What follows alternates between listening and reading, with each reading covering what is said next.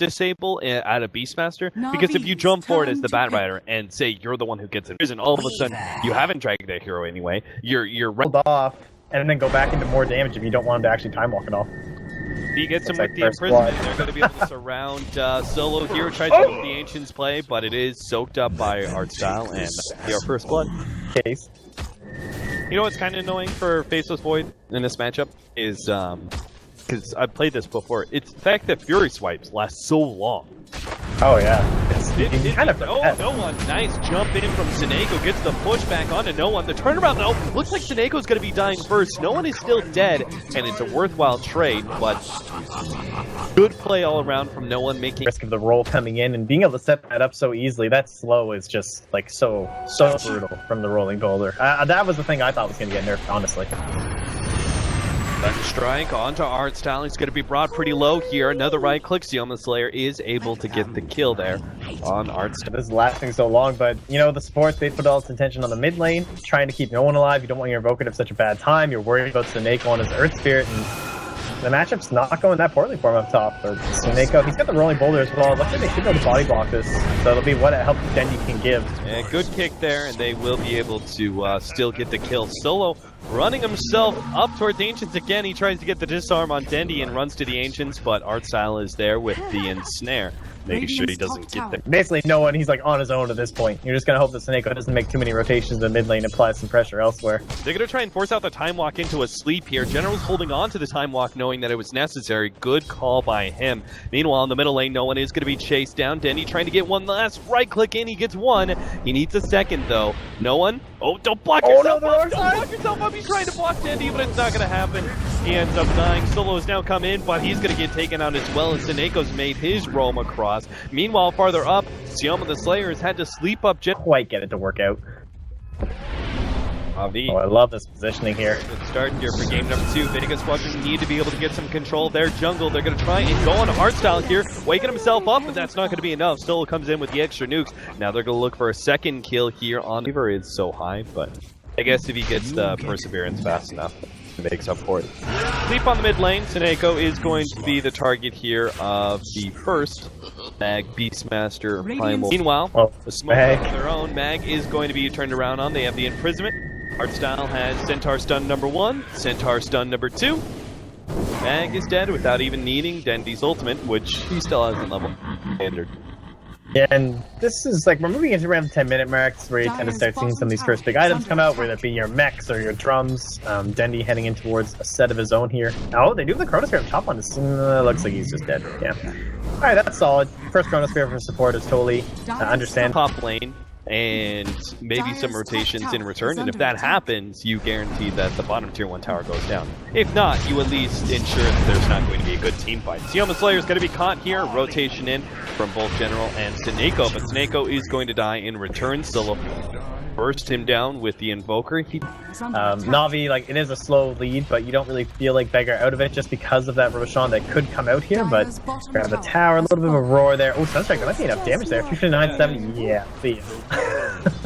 That was prepared for it.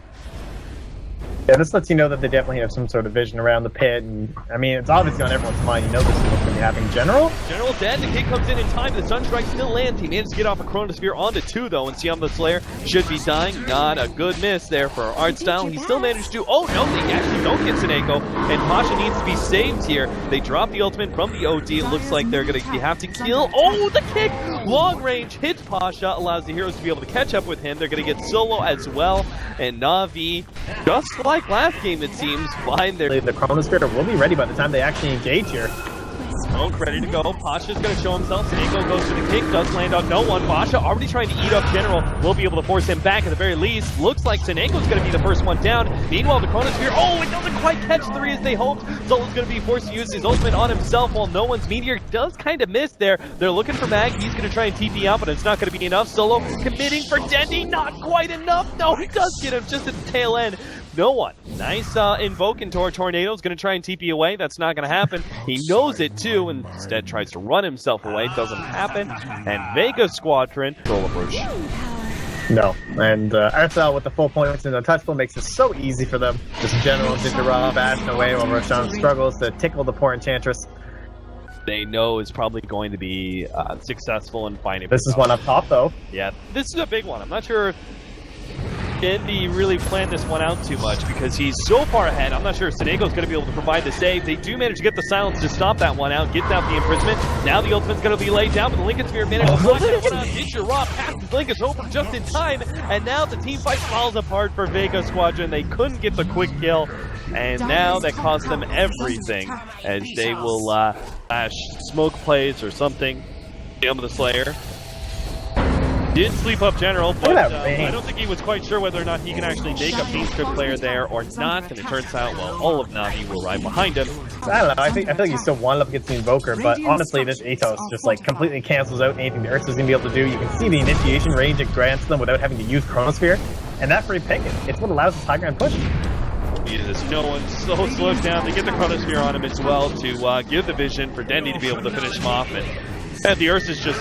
he doesn't do anything in these fights. He shows up, gets kited around immediately, ends up dying. General's going to try and... nope, he cancels his TP. Makes a time walk out instead. Double buybacks here from Vega Squadron. Will be able to chase Navi out of the base, but they go too far. They will be turned around on, guaranteed. Now the ultimate draws for Dendy. He still had so much intelligence stolen. Will be able to get a nice kick onto the Oracle. The imprisonment buys him a little bit of time. Fiend scripts. Yama Slayer knows this will be it. There is nothing stopping Navi at this point in time. Pasha survived. On the melee racks, Bane and Beastmaster not going to be up in time. Yeah, this is just like, obviously, you know, it's elimination. This is the end. Like, there's no reason Navi ever have to split up, honestly. Like, you don't need to farm anything. You're so far ahead. It's both his boulder as well as the kick. He'll be quickly eliminated, but it still looks like Navi are in a position to be able to get some pickoffs of their own. Solos, he's definitely going to go down. He just puts himself in the front lines and stokes up damage. Mag thinking about that one. Oh, Chronosphere on 3, though, as General makes the right blink in and will be able to catch as many Vega Squadrons as they possibly need to be able to win the fight. No one getting away with some invis. Nope, there they have countervision. Disher up on eggs instead of Deso. What a clown. Alright, that sounds good to me. That's how you know the game's over. Now he's got like 1900 HP plus a Lincoln being put on him, and then there's the Axe Weaver. Just no hope whatsoever. Wow, well played by Navi, man. I know they've looked good lately, but I wasn't expecting such a trouncing. But first game was like warm-up, and then second game they just came full tilt. That Vega draft, it was anti-Enchantress, but it was not anti-OD Weaver. Yeah, certainly not. The Weaver especially had plenty of opportunities to be able to shine. And so Navi, after they had faced up against Vega